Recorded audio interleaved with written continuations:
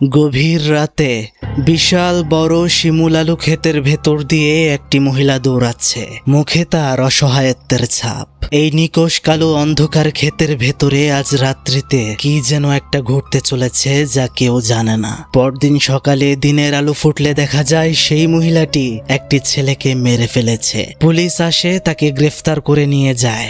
সব জায়গায় মহিলাটি বোঝানোর চেষ্টা করে যে আমি কিছু করিনি, আমি এমনটা করিনি, কিন্তু কোনো কাজ হয় না। তাকে দেওয়া হয় মৃত্যুদণ্ডের সাজা। কিন্তু মৃত্যুদণ্ড কার্যকর করার পর যা ঘটে গিয়েছিল তা থাইল্যান্ডবাসী আজও ভুলতে পারে না। সেই মহিলা ফিরে এসেছিল, তার আত্মা ভয়ঙ্কর আকার ধারণ করে আবারও ফিরে এসেছিল। একে একে তার সাথে অপরাধ করা সব মানুষগুলোর উপর ভয়ঙ্কর বদলা নিচ্ছিল সে। আর তার আগমনী বার্তায় লেখা ছিল, আমি নির্দোষ।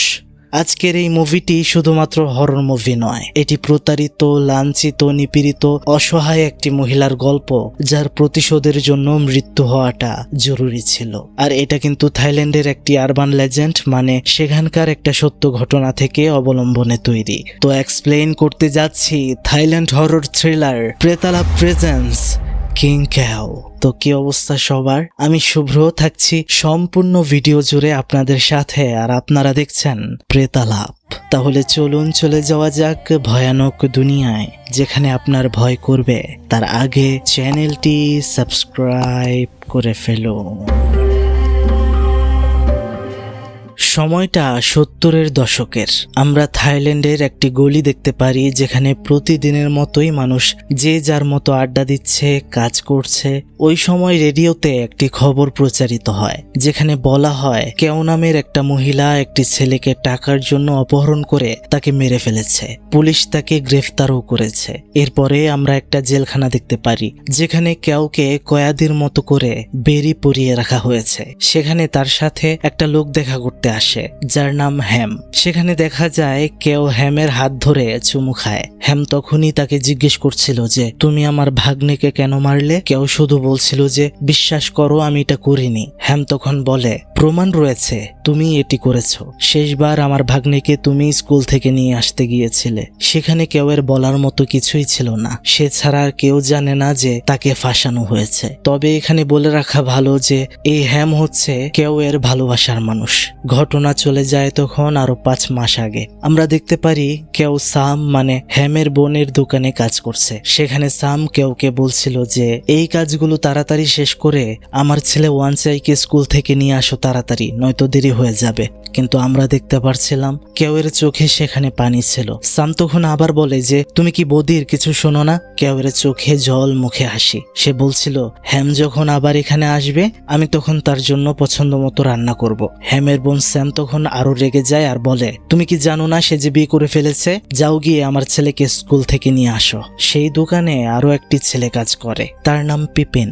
সাম তাকেও ধমক দিচ্ছিল, বলছিল যে তুমি তো ঠিকঠাক মতো কাজই করতে পারো না, এক চালের মধ্যে অন্য চাল মিশিয়ে ফেলেছো, এরকম করলে কিন্তু তোমাকে বরখাস্ত করব। আমরা দেখতে পারছিলাম ওদিকে একা একা বসে কাঁদছিল কেউ। সে আসলে এখনো বিশ্বাস করতে পারছে না যে তার ভালোবাসার মানুষ অন্য কাউকে বিয়ে করে ফেলেছে, তাকে এখানে একা ফেলে রেখে। আমরা দেখতে পারি তার কাছে পিপিন যায়, তাকে জিজ্ঞেস করে যে তোমার কি হয়েছে, কাঁদছো কেন? কেউ কাঁদতে কাঁদতে বলে যে আমাকে তারা ঠকিয়েছে, আমাকে কষ্ট দেয়, খাবার খেতে দেয় না, আমি আর এখানে থাকতে পারবো না, আমি শুধু আমার মায়ের কাছে যেতে চাই।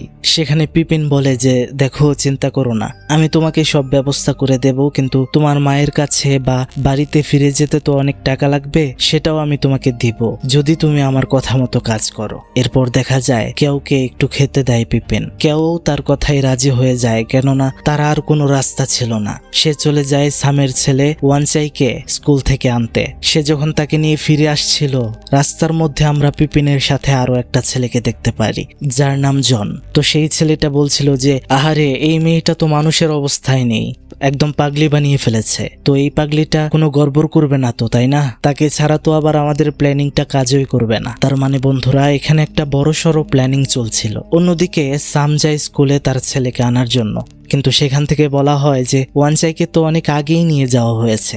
এখন এটা শুনে সাম তো অনেক চিন্তিত হয়ে যায়। সে দৌড়ে তার দোকানের সামনে চলে আসলে দেখতে পারে যে সেখানে ওয়ানচাই মানে তার ছেলের ব্যাগ পড়েছিল। আমরা দেখতে পারি এবার যে পিপিন কেউকে দিয়ে সামকে কল করায়, আর সে যা কেউকে শিখিয়ে দেয় কেউ সেটাই বলে সামকে। সে বলছিল যে যদি তোমার ছেলেকে ফেরত চাও সহি সালামতে, তাহলে টাকা নিয়ে পাকচং রেল স্টেশন থেকে রওনা দেবে, থুয়েক স্টেশনে এসে নেমে পড়বে। তবে এর মাঝখানে একটা শিমুল আলুর ক্ষেত আছে, সেখানে একটা সাদা পতাকা থাকবে, টাকাগুলো সেখানে ছুড়ে দেবে। ভুলেও পুলিশকে খবর দেওয়ার চেষ্টা করবে না, নয়তো তোমার ছেলের ক্ষতি হবে। মানে বন্ধুরা, পিপিন তার বন্ধু জনকে নিয়ে এই প্ল্যানটাই করেছিল, আর করিয়েছিল সবটা অসহায় কেউকে দিয়ে। তাই মূলত পুলিশ তাকে ধরেছে, আর তার ভালোবাসার মানুষ হ্যামও তাকে বিশ্বাস করছে না। যাই হোক, সেদিন কথা মতোই সাম টাকা পয়সা নিয়ে পাকচং রেল স্টেশন থেকে যাত্রা শুরু করে থুয়েক স্টেশন পর্যন্ত। তার মাঝখানে সে বাহিরে তাকিয়ে দেখছিল যে কোথাও সাদা পতাকা দেখতে পারে কিনা। অন্যদিকে আমরা দেখতে পারছিলাম যে কেউ ওয়ানচাইকে নিয়ে একটা ঘরের মধ্যে অবস্থান করছিল। এদিকে আমরা দেখতে পারছিলাম যে ট্রেন দিয়ে সাম যাওয়ার সময় সেই শিমুলালু ক্ষেতের মধ্যে একটা সাদা কাকতারুয়া দেখতে পারে, আর সেটা দেখে সেখানে সে টাকাগুলো ছুঁড়ে মারে। কিন্তু একটু পর সে সামনে আরো একটা সাদা পতাকা দেখতে পারে। তখন সে বুঝে যায় যে সে তো ভুল জায়গায় টাকাগুলো ফেলেছে, মানে সব ওই বৃথা হয়ে গেল। পিপিন আর জন তো ভাবে যে তাদেরকে টাকা দেয়নি, সাম নাটক করেছে। এবার দেখা যায় তারা অনেকটা রেগে যায়। তারা কেউকে মেরে ওয়ানচাইকে তুলে নিয়ে যায় সেই শিমুল আলু ক্ষেতের ভেতরে। এতদিন কেউ সামের বাড়িতে থাকতে থাকতে ওয়ানচাইকেও সে অনেক ভালোবেসে ফেলেছে। সে বুঝতে পারে যে ওয়ানচাই বিপদে রয়েছে। সে তাদের পেছনে একটা অস্ত্র নিয়ে ওয়ানচাইকে বাঁচানোর জন্য ঘন শিমুল আলুর ক্ষেতের ভেতরে দৌড়াচ্ছিল। এদিক ওদিক থেকে ওয়ানচাইয়ের গোঙানোর শব্দ ভেসে আসছিল। সে বুঝতে পারছিল না যে কোন দিকে দৌড়ে যাবে। ওরা ছোট্ট ওয়ানচাইয়ের মুখ চেপে ধরে রাখে। কেউ দৌড়াতে দৌড়াতে একটা সময় একটা জায়গায় পড়ে অজ্ঞান হয়ে যায়। সকাল হয়ে গিয়েছে। গাছের পাতার ফাঁক দিয়ে তার মুখে আলো পড়লে সে সজাগ হয়ে যায়। তার পাশে সে দেখতে পারে যে মাটির ভেতর একটা ছোট্ট পা দেখা যাচ্ছে। সে বুঝে যায় যে এখানে রয়েছে ওয়ানচাই। সে তো কান্না করতে শুরু করে আর উঠাতে শুরু করে ওয়ানচাইয়ের লাশ। আর ওয়ানচাইকে তোলার পরপরই সেখানে পুলিশ এসে হাজির। তাকে গ্রেফতার করে সাথে সাথে কোর্টে চালান করা হয়। সেখানে সে কত মিনতি যে করে যে আমাকে ছেড়ে দিন, আমি নির্দোষ, আমি কিছু করিনি। কিন্তু তার কান্না, তার মুখের কথা সবকিছুই যেন মূল্যহীন। তাকে দোষী সাব্যস্ত করে রায় দেওয়া হয়, তাকে মৃত্যুদণ্ডের আদেশ দেওয়া হয়। নির্দিষ্ট কিছুদিন পর তার মৃত্যুদণ্ড। তাকে জেলের মধ্যে নিয়ে যাওয়া হচ্ছিল। তার সাথে সাথে সেদিন রাতের ঘটনাটা তখন আমাদের সামনে আরেকটু পরিষ্কার হয়। আসলে সেদিন এমনিতেই অজ্ঞান হয়নি কেউ। সে যাওয়ার আগেই সেই ছেলেকে পিপিন আর জন মিলে মেরে ফেলেছিল আর কবর দিয়ে দিয়েছিল। তখন সেখানে কেউ যাওয়ার পর তাকে আঘাত করে অজ্ঞান করেছিল তারা, আর নৃশংসভাবে তার সাথে জেনা ব্যভিচার করা হয়। সেখানে আমরা দেখতে পাচ্ছিলাম যে জন কেউয়ের মাথার অনেকগুলো চুল কেটে রাখছিল। কেন রাখছিল তা আমরা পরেই বুঝতে পারবো। এরপর চলে যায় আরো কয়েকটা মাস। সময়টা 1979, দিনটা 13ই জানুয়ারি। ততদিনে জেলে প্রায় প্রতিদিনই একটু একটু করে মরছিল কেউ। হঠাৎ করে একজন কনস্টেবল এসে তাকে কিছু পোশাক পরিধান করতে বলে। এখন এগুলো দেখে তো কেউ ভীষণ খুশি হয়ে যায়। সে ভাবে তার ভালোবাসার মানুষ হ্যাম তাকে হয়তো সবকিছু থেকে মুক্ত করে নিয়ে যেতে এসেছে। কিন্তু তার চেহারার খুশি তখনই বিলীন হয়ে যায় সামনে থাকা বুদ্ধ পুরোহিতকে দেখে। সে বুঝে যায় পুরোহিতের সামনে এটাই তার শেষ প্রার্থনা। তারপর শেষ খাওয়া দাওয়া, যেমনটা দণ্ডপ্রাপ্ত আসামির হয়ে থাকে। এসব শেষ করার পর তাকে নিয়ে যাওয়া হয় সেই জায়গায় যেখান থেকে তাকে থাইল্যান্ডের ওই সময়কার আইন অনুযায়ী শেষ করা হবে। তাকে একটা ক্রস কাঠের সাথে বেঁধে ফেলা হয়, চোখটাও বেঁধে ফেলা হয়। পর্দার উপাস থেকে হ্যান্তেম নামের একটি লোক, যাকে আমাদের ভাষায় জল্লাদ বলা হয়, তিনি পরপর কয়েকটা ফায়ার করে। খুব কষ্টে তার জীবনটা একদমই শেষ হয়ে যায়। এত অবহেলিত, এত লাঞ্ছিত একজন মানুষ এত কষ্ট পেয়ে মারা গেল। তার বিচার কে করবে যদি সে ফিরে না আসে? আমরা দেখতে পারি তার আত্মা সেই রাতে ফিরেও আসে। সেই জেলখানার ভেতরে একের পর এক কয়েদি পজেস হয়ে যাচ্ছিল কেউয়ের আত্মার দ্বারা। একটি অস্থিরতা তৈরি হলে সেখানে হ্যান্তেম গেলে তার উপরেও কেউয়ের আত্মা বারবার অ্যাটাক করছিল আর বলছিল আমি নির্দোষ।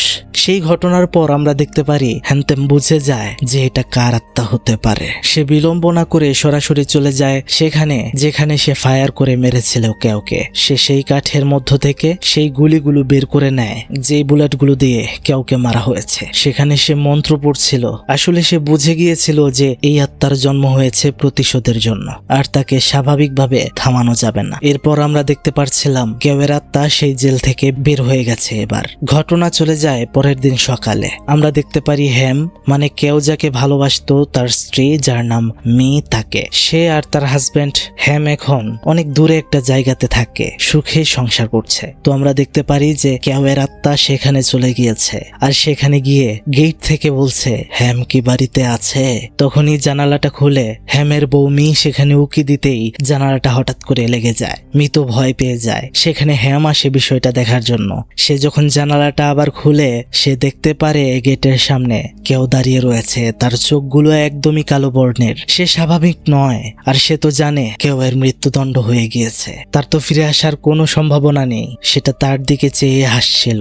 হ্যাম তখন প্রচুর ভয় পেয়ে যায়। সে দৌড়ে চলে আসে নিচে, ড্রয়ার খুলে তার পিস্তলটা নিতে যাবে, কিন্তু তখনই দেখা যায় সে সেটা নেয় না, আবার সেটা রেখে দেয়। মীর কাছে সেখানে একটা কল আসে যেখান থেকে তাকে বলা হয় তার বাবা নাকি অ্যাক্সিডেন্ট করেছে। এখন সে এই খবরটা হ্যামকে বলতে যাবে। সে হ্যামের দিকে তাকিয়ে দেখতে পারে যে তার হাত পায়ের আচরণ মোটেও স্বাভাবিক লাগছিল না। বোঝা যাচ্ছিল তার ভেতরে অন্য কিছু একটা রয়েছে, আর সেটা যে অন্য কিছু না, কেউ তার ভেতরে প্রবেশ করেছে তা তো আমরা বুঝতেই পারছিলাম। কিন্তু দেখা যায় সাথে সাথেই স্বাভাবিক হয়ে যায় হ্যাম। তার স্ত্রীকে নিয়ে রওনা দেয় তার শ্বশুরকে দেখার জন্য। অন্যদিকে সেই শিমুল আলু ক্ষেতের ভেতরে আমরা জন আর পিপিনকে দেখতে পাচ্ছিলাম।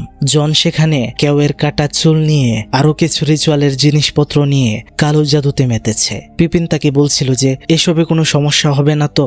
জন সেখানে বলে, আরে আমার বাবা ছিলেন জল্লাদ, আর উনি খুব ভালোভাবে আধ্যাত্মিক জিনিসপত্র জানেন। তার কাছ থেকে আমিও শিখেছি। আমি তো শুধু কেউয়ের চুল দিয়ে তাকে আমার কাছে ডেকে নিয়ে আসবো, তার আত্মাকে ফাঁদে ফেলবো, আর আমরা যা তাকে করতে বলবো সে তা করতেই বাধ্য থাকবে। সে শুরু করেছে রিচুয়াল, কিন্তু আমরা দেখতে পাচ্ছিলাম তার রিচুয়াল শেষ হওয়ার আগেই সেখানে হাজির হয় কেউয়ের আত্মা, যেটা কিনা মাটির নিচ থেকে উঠে আসছিল। পিপিন তো অনেক ভয় পাচ্ছিল। আমরা দেখতে পাই কেউয়ের আত্মা জনকে পায়ের নিচে ফেলে তার মাথার চুল ধরে এমন টান দেয় যে তার মাথার চুলটা চামড়া সহ উঠে আসে। কি ভয়ঙ্কর দৃশ্য!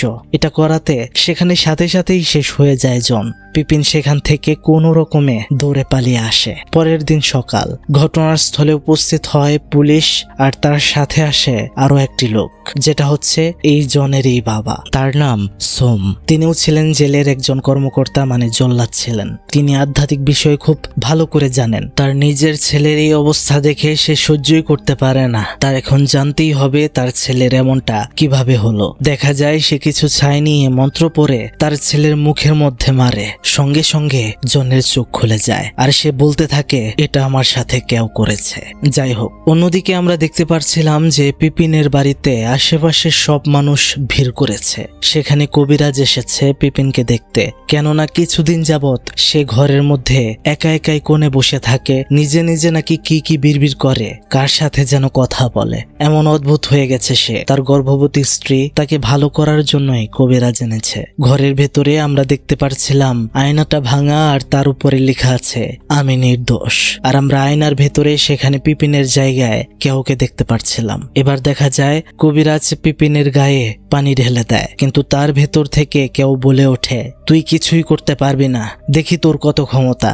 তখন দেখা যায় কবিরাজ পিপিনের মাথায় ধরে মন্ত্র পড়তে শুরু করলে কেউ আর ভেতরে থাকতে পারে না, চলে যেতে বাধ্য হয়। কিন্তু এবার যেটা হয় সেটা আরো ভয়ঙ্কর। পিপিন কবিরাজের জায়গায় চেয়ে দেখতে পারে সেখানে কেউ দাঁড়িয়ে রয়েছে। তখনই আমরা দেখতে পারি পিপিন অনেক উগ্র হয়ে যায়, আর ছুরি নিয়ে কবিরাজের গলায় মেরে দেয়। কবিরাজ তো সেখানেই শেষ হয়ে যায়। সেখানে যখন তার গর্ভবতী স্ত্রী আসে, তার গর্ভবতী স্ত্রীর দিকেও সে চেয়ে দেখতে পারে সেখানে কেউ রয়েছে। এবার সে তার গর্ভবতী স্ত্রীকেও ছুরিকাঘাত করতে করতে সেখানেই শেষ করে দেয়। তার যখন হুঁশ ফিরে আসে সে দেখতে পারে এটা তার বউ, আর তার বউকে সে এমন ভাবে শেষ করে দিয়েছে একটু বুঝতে পারলো না। সেখানে সে কান্নায় ভেঙে পড়ে। কি করলো সে এটা? কিন্তু সেখানে তখনই পুলিশ এসে পৌঁছায়। সে বাঁচার জন্য জানালা দিয়ে পালিয়ে যায়। এরপরে আমরা দেখতে পারি একটা গাড়ির অ্যাক্সিডেন্ট হয়ে হয়েছে আর তার উপরেই বসেছিল কেউ। আসলে সেই গাড়িটা ছিল মি মানে হ্যামের বউয়ের বাবার। আসলে লোকটির সেদিন অ্যাক্সিডেন্টে মৃত্যু হয়েছে। আর কেন হয়েছে তা তো আমরা বুঝতেই পারছি। সেখানে মেয়ের বাবার শেষকৃত্যের অনুষ্ঠান চলছিল। তখনই দেখা যায় সেখানে জেলখানার বর্তমান জল্লাদ হ্যান্তেম আর জনের বাবা যে কিনা পুরনো জল্লাদ ছিল সে সেখানে হাজির হয়। আর তার নাম যে সোম তা তো আগেই বলেছি। তারা মেয়ের বাবার দেহের কাছে যায়। সোম যখন মন্ত্র পড়ে তখনই দেখা যায় মেয়ের বাবা জেগে উঠেছে আর সেটা বলছিল আমাকে কেউ শেষ করে দিয়েছে। মেয়েও জানতো যে কেউ নামের মেয়েটার সাথে তার হাজবেন্ডের এক সময় সম্পর্ক ছিল। এখানে সোম আর হ্যান্থেম মেয়েকে সবকিছু খুলে বলে আর বলে যে আপনাদের পুরো পরিবারের উপর এখন বিপদ। সেই কেউ নামের মেয়েটি ফিরে এসেছে প্রতিশোধ নেওয়ার জন্য। সাবধানে থাকতে হবে আর তাকে আটকাতে হবে আমাদের। এদিকে আমরা দেখতে পাচ্ছিলাম যে হ্যামের শরীরে অস্থিরতা বিরাজ করছিল, কেননা তার ভেতরেই ছিল কেউয়ের আত্মা। সে হ্যামকে তাদের পুরনো ভালোবাসার স্মৃতি বারবার মনে করিয়ে দিচ্ছিল, চোখের সামনে ভাসিয়ে দিচ্ছিল। যেখানে একদিন হ্যাম কথা দিয়েছিল কেউকে যে মরণ আসলেও সে কখনো কেউকে ছাড়বে না, সেখানে হ্যাম বারবার বলছিল যে আমার ভুল হয়েছে, আমাকে মাফ করে দাও। ঠিক তখনই দেখা যায় হ্যাম নিজেকে আবিষ্কার করে এক অন্য ডাইমেনশনে, যেখানে সে একটা চেয়ারের উপর বসেছিল। সেখানে কেউয়ের আত্মা তার সামনে আসে আর বলে তুমি খুব নিষ্ঠুর হ্যাম, তুমি খুব নিষ্ঠুর। ঘটনা চলে যায় সাথে সাথে অতীতে, যেখানে আমরা হ্যাম আর তার বোন সামকে দেখতে পারি। সেখানে সাম হ্যামকে বলছিল যে আমি তোমার জন্য একটা মেয়ে দেখেছি, তার সাথে দেখা করতে যাও। হ্যাম বলছিল যে আমার তো ভালোবাসার মানুষ একজন আছেই যে কিনা কেউ।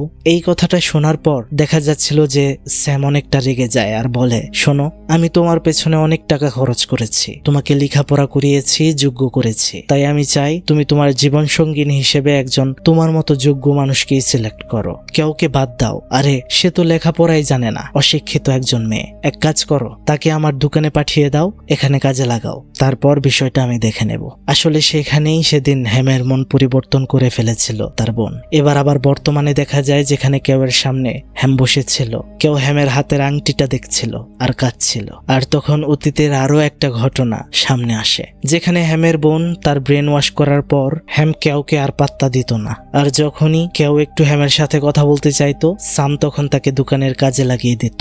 যাই হোক, এবার আমরা দেখতে পারছিলাম যে ঘরের ভেতরে হ্যামের বউ মি চলে আসে, যেখানে মি আসার সাথে সাথেই কেউ হ্যামের ভেতরে ঢুকে পড়েছিল আর অদ্ভুত আচরণ করছিল। মি তো বুঝে যায় যে এখানে কেউ এর আত্মা রয়েছে, কিন্তু সে অনেকটা সাহসী। দেখা যায় কেউ এবার হ্যামের রূপ পরিবর্তন করে মির সামনে যায়, কিন্তু মি তাকে একটা চড় মারে, সেটা সাথে সাথে অদৃশ্য হয়ে যায়। মি সেখানে বলতে থাকে তোর সাহস থাকলে তুই আমার সামনে আয়, তুই আমার বাবাকে শেষ করে দিয়েছিস, তোকে আমি ছাড়বো না। আর তখনই দেখা যায় ঘর তছনছ হতে শুরু করে। হ্যামকে কোনো একটা শক্তি বাহিরে বের করে নিয়ে যেতে চাইছিল। মি কোনোভাবে সেটা আটকাতে চাইছিল কিন্তু পারছিল না, খুব কষ্ট হচ্ছিল। তখন দরজার সামনেই দাঁড়িয়েছিল কেউ। এবার আমরা দেখতে পারি কাছেই মি তাদের বৌদ্ধ ধর্মের পবিত্র কিছু মন্ত্র লেখা দেখতে পারে একটা কাগজে। তখন সে সেটা দরজার দিকে ছুঁড়ে মারলে কেউ সেখান থেকে চলে যায় আপাতত। এবার আমরা দেখতে পাচ্ছিলাম তারা দুজন তাড়াতাড়ি করে চলে যাচ্ছিল সোমের বাড়িতে। যাওয়ার সময় মি হ্যামকে বলছিল যে সোম বলেছে কেউ এর সাথে যারা অন্যায় করেছে তাদের সবাইকে নাকি কেউ লক্ষ্য করছে, সে প্রতিশোধ নেবে। এবার হ্যাম বলতে থাকে যে তাহলে তো আমার বোনও বিপদে রয়েছে, মানে সামের কথা বলছিল সে। এবার দেখা যায় তারা দুজন চলে যায় সোমের বাড়িতে। সেখানে যাওয়ার পর মি সোমকে বলে যে আমাদের বাড়িতে কেউ এর অ্যাটাক হয়েছে, সে ঝামেলা করেছে। সোম তখন সেখানে বুঝে যায় যে এখনো হ্যামের ভেতরেই রয়েছে কেউ। সে তার মাথায় ধরে মন্ত্র পড়তে শুরু করলে দেখা যায় সেখানে কেউ নিজের রূপ ধারণ করে ফেলে আর বলে তুই এর মাঝখান থেকে সরে যা, হ্যাম শুধুই আমার, তাকে আমি ছাড়বো না। তখন মন্ত্রের জোরে হ্যামের ভেতর থেকে কেউ চলে যেতে বাধ্য হয়। হ্যাম অজ্ঞান হয়ে যায়। দেখা যায় সোমের শরীরের মধ্যে সাদা সাদা ছোপ হয়ে গেছে। মি তখন তাকে জিজ্ঞেস করে যে আপনার শরীরে এমন হয়েছে কেন? সে বলে কেউ এর আত্মা অনেক শক্তিশালী, তাই এমন হয়েছে। সে অনেক রাগ, খুব অভিমান, অনেক কষ্ট নিয়ে মারা গেছে, তাকে সামলানো অনেক কঠিন হবে। মি তখন বলে যে তাকে আটকানোর কি কোনো পথ নেই? সোম বলে যে হ্যাঁ আছে, কেউ এর ব্যবহারকৃত যা জিনিস রয়েছে তা সব পুড়িয়ে ফেলতে হবে, যেন এই পৃথিবীতে তার কোনো চিহ্ন বা অস্তিত্ব না থাকে, তাহলে তার আত্মা দুর্বল হয়ে যাবে এবং তাকে শেষ করতে আমাদের সহজ হবে। মি তখন অজ্ঞান হওয়া হ্যামকে সোমের কাছে রেখে কেউয়ের সবকিছু পুরাতে বাড়িতে যাচ্ছিল, কিন্তু সেখানে সোম মিকে একটি বুলেট দেয় আর বলে এটি হচ্ছে সেই বুলেট যেটি দিয়েই তাকে মেরে ফেলা হয়েছিল। এটা হ্যানতেম জোগাড় করেছে, এটা তুমি তোমার সাথে রাখো। আরো কিছু বুলেট রয়েছে যেগুলো আমি আমার কাজে ব্যবহার করব। আমি জানি কিভাবে এই বুলেটকে তাকে মেরে ফেলার অস্ত্র হিসেবে গড়ে তুলতে হয়। এবার আমরা দেখতে পারি এই বুলেটটা নিয়ে মি চলে যায় হ্যামের বোন সামের কাছে, আর এটা তাকে দিয়ে বলে যে তোমার সাথে এটা রাখবে, আশা করি তাহলে আর কোনো বিপদ হবে না। মি তখন তাকে জিজ্ঞেস করে, আচ্ছা আমি যে তোমাকে বলেছিলাম যে কেউয়ের সবকিছু জ্বালিয়ে দিতে, তুমি কি সেটা করেছো? আমরা দেখতে পাচ্ছিলাম হ্যামের বোন সাম অনেকটা ভয় পাচ্ছিল। সে বলছিল তার ঘরটাতে আমি যেতে কেন যেন ভয় পাই, পুরাতে গিয়েও বেশি পুরাতে পারিনি। এরপরে আমরা দেখতে পাই আরেকটা অতীত, যেখানে হ্যাম কেউকে বিয়ে করার জন্য তাদের দুজনের জন্যই দুইটা রিং বানিয়েছিল। একটা ছিল হ্যামের নিজের, আরেকটা ছিল কেউয়ের। মানে একজনের আংটিতে আরেকজনের নাম লেখা থাকবে, বিষয়টা এমন। তো সেখানে যেহেতু কেউকে বিয়ে করার সিদ্ধান্ত পাল্টে ফেলেছিল হ্যাম, সেখানে সাম তাকে বলছিল যে এগুলোর উপর তো নাম লেখা, সমস্যা নেই, আমি এগুলো মুছে ঠিক করে দেব। আর নিচ থেকে এগুলো শুনেই কান্না করছিল সেদিন কেউ। এবার ঘটনা আবারও আসে বর্তমানে। মেয়ে চলে যায় হ্যামের বাড়ির পাশে আরেকটা বাড়িতে যেখানে ভাড়া থাকতো কেউ। সেখানে পুলিশও উপস্থিত ছিল।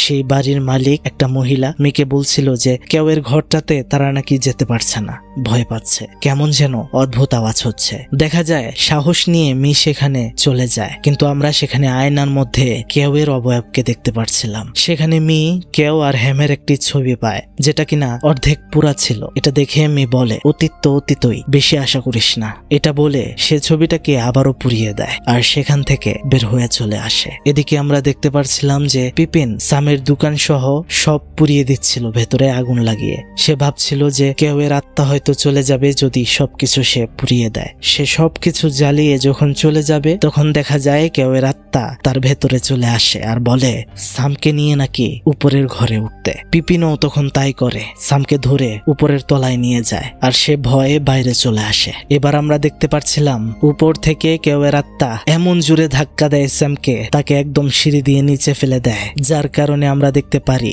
সেখানেই সামের ঘাড় মোটকে সেখানেই সে শেষ হয়ে যায়। এই সব দেখে পিপিনও বুঝতে পারে যে সে আর বাঁচতে পারবে না। তখন আমরা দেখতে পারি সে তার প্যান্টের বেল খুলছিল, তখনই মি দোকানের সামনে চলে আসে। ধোঁয়া দেখে বুঝতে পারছিল ভেতরে আগুন লেগেছে। সে অনেক কষ্ট করে গেট খুলে যখন ভেতরে প্রবেশ করে, সে যা দেখে তা দেখার জন্য মোটেও প্রস্তুত ছিল না। সেখানে তো সাম ঘাড় মোটকে মরে পড়েই ছিল, কিন্তু সেখানে পিপিনও নিজে নিজেকে শেষ করে দিয়েছিল, উপরে ঝুলেছিল। এরপর আমরা দেখতে পারি একটি বৌদ্ধ মন্দিরের ভেতর, যেখানে হ্যানতেম আর সোম সেই কেউয়ের উপর করা বুলেটগুলো দিয়ে মন্ত্র পড়ে গলিয়ে একটা নতুন চলমান বুলেট তৈরি করে, যেন এটা দিয়ে কেউকে তারা শেষ করতে পারে। মিকে আমরা দেখতে পারছিলাম যে চলে এসেছিল সেই মন্দিরের সামনে। মন্দিরের সামনে দাঁড়িয়েছিল হ্যাম। মি হ্যামকে জিজ্ঞেস করে তোমার বোনকে কেউ মেরে ফেলেছে জানো? তোমার বোন কি এমন করেছিল যে তাকেও কেউ ছাড়লো না? হ্যাম বলে আসলে তোমার আমার বিয়ে হওয়ার পর আমি জানতে পারি যে অনেক কষ্ট পেয়ে কেউয়ের মানসিক অবস্থার অবনতি ঘটে। আমি যদিও আমার বোন সামকে বলেছিলাম যে তার চিকিৎসা করতে, কিন্তু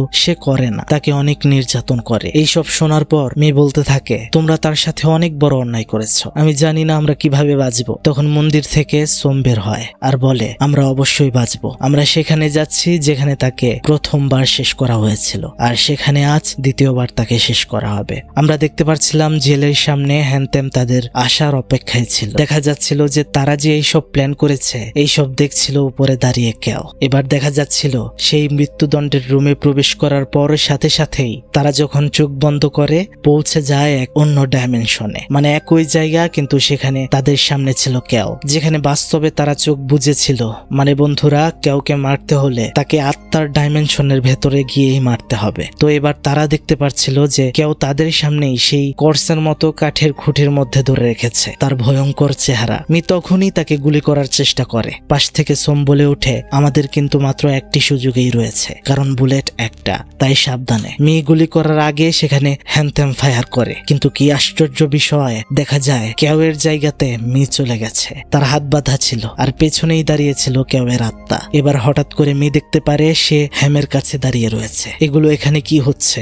আসলে তাদেরকে এখানে গোলক ধাঁধাই ফালাই ফেলানো হয়েছিল কেউয়ের ডাইমেনশনে। যেহেতু কেউ একটা আত্মা, তো সে তার নিজের মতো সেখানে খেলতে পারবে, এটাই স্বাভাবিক। এবার দেখা যায় কেউ সেই জায়গায় এবার হ্যামকে বেঁধে ফেলেছে। এবার আমরা সেখানে দেখতে পারছিলাম যে হ্যাম তার হাতে থাকা আংটিটা খোলার চেষ্টা করছিল। আসলে এটি ছিল কেউয়ের নামের আংটি, যেটা সেখানে সে খুলে ফেলে। এবার দেখতে পারি হ্যামতেম কেউয়ের উপর ফায়ার করতে শুরু করে। শরীরে তো গুলি লাগে কিন্তু তার কিছুই হয় না। তখনই সে জোরে চিৎকার করে বলতে শুরু করে, আমি নির্দোষ। তার মুখটা এতটাই বড় হয়ে যায় যা সত্যি লোমহর্ষক। চোখ দিয়ে যেন রক্ত ঝরছে। তার চিৎকারের শব্দে সেখানে সব ছারখার হয়ে যাচ্ছিল। তখনই দেখা যায় হ্যানতেমকে সে ক্রসের মতো কাঠের মধ্যে আটকে ফেলে। এবার সে যেভাবে হ্যানতেম তাকে ফায়ার করে মেরেছিল সেভাবেই সে সেখানে ফায়ার করতে শুরু করে হ্যানতেমের উপর, আর তাকে পুরোপুরি শেষ করে দেয়। তো সেখানে যেই আংটিটা হ্যাম খুলে ফেললো সেটা সোম তার কাছে নিতে চায়, কিন্তু তাকে কেউ গিয়ে গলায় ধরে ফেলে আর পেছনে তাকে ছুঁড়ে ফেলে দেয়। এবার আমরা দেখতে পারি মি মন্ত্রসিক্ত বুলেট দিয়ে গুলি করার জন্য কেউয়ের দিকে পিস্তল তাক করে, কিন্তু তাকে মারা কি এত সহজ? তখনই সোম একটা বুদ্ধির কাজ করে। সে পেছনে তার নিজের রক্ত দিয়ে তার আধ্যাত্মিক শক্তির মাধ্যমে কেউকে তার নিজের ভেতরে নিয়ে নেয়। মিকে বলে, তুমি আমার উপরে গুলি করো, কেউ এখন আমার ভেতরে আছে, দেরি করো না। কিন্তু মি তো গুলি করতে পারছিল না। কিন্তু তখনই দেখা যায় আরেকটি বিষয়, সেটা হচ্ছে যে আংটিটা হ্যামের হাত থেকে সে খুলেছিল, যেটা কেউয়ের নামে, সে সেটা দ্রুত করে চাকু দিয়ে মেরে নষ্ট করে ফেলে। আর দেখা যায় সাথে সাথে সোমের শরীর থেকে বের হয়ে যায় কেউ, আর তখনই সুযোগটা কাজে লাগিয়ে তাকে গুলি করে মি। আমরা দেখতে পারি সেখানে কেউয়ের আত্মাটা হাওয়ার সাথে মিলিয়ে যায়। তাহলে কি সে শেষ হয়ে গিয়েছে? যাই হোক, সেখানে শুধু মারা যায় হ্যানতেন, মি আর হ্যাম বেঁচে যায়। এত চিন্তার অবসান ঘটিয়ে তারা তাড়াতাড়ি করে চলে যাচ্ছিল এবার তাদের নিজের বাড়িতে। ভাবছিল হয়তো সব ঝামেলা শেষ। আর ঠিক তখনই একটা বিশাল বড় বাস এসে পাশ থেকে তাদের গাড়িটা একদমই উল্টে দেয়, আর তাদেরও খেল খতম হয়ে যায় সাথে সাথে। এখন কথা হলো, কেউয়ের আত্মা তো শেষ হয়ে গিয়েছে, বা তার আত্মাকে মেরে ফেলা হয়েছে। তাহলে কিভাবে এই ঘটনা ঘটলো? আমরা সেখানে দেখতে পারি যে মারা যাওয়া মেয়ের হাতে যে আংটিটা পরিয়েছিল বিয়ের সময় হ্যাম, সেটার মধ্যে কেউয়ের নাম ভেসে উঠেছে। অর্থাৎ বন্ধুরা, হ্যাম তো দুজনের নামে দুইটা আংটি বানিয়েছিল। কেউয়ের নামেরটা তার পরার কথা ছিল আর তারটা পরার কথা ছিল কেউয়ের, কিন্তু আমরা তো জেনেছিলাম যে তাদের বোন সাম এটা মুছে দিয়েছিল, যেহেতু হ্যাম কেউকে বিয়ে করবে না। কিন্তু এখানেই একটা মিস্টেক হয়ে যায়। যেহেতু দুজনের আংটিগুলোর নামই মুছে ফেলা হয়েছিল, তাই সেখানে বোঝার কোনো অপশনই ছিল না যে কোনটা কার নামের আংটি। যে আংটিটা হ্যাম ধ্বংস করেছিল আসলে সেটা তার নামের আংটিই ছিল, আর যেটা সে মিকে বিয়ের সময় দিয়েছিল সেটা ছিল কেউয়ের। তো সেটাই তাদের বিশ্বাস অনুযায়ী কেউয়ের জিনিসপত্র পৃথিবীতে যতদিন থাকবে ততদিন সে ফিরে আসবে বারবার তার সাথে হওয়া অন্যায়ের প্রতিশোধ নিতে। আর এই ঘটনা ঘটানোর পর হ্যামের মৃত্যুতে কেউ কান্না করছিল। আসলে ভালোবাসলে একজনকে পাওয়া যাক অথবা না যাক, যেটাই হোক না কেন, কিন্তু ভালোবাসা আসলে থেকে যায়। একজনকে ঘৃণা করলেও ভালোবাসা থেকে যায়, কারণ ভালোবাসা সুন্দর, অনুভূতিগুলো খুবই সুন্দর। কিন্তু কেউয়ের সাথে যা হয়েছিল তা সত্যিই খুবই মর্মান্তিক। তো কেমন লাগলো বন্ধুরা আজকের এই সম্পূর্ণ এক্সপ্লেইন, তা কিন্তু অবশ্যই কমেন্ট বক্সে জানাতে একদমই ভুলবেন না। ভালো লাগলে লাইক, কমেন্ট, শেয়ার, সাবস্ক্রাইব অনেক অনেক বেশি করে করেন।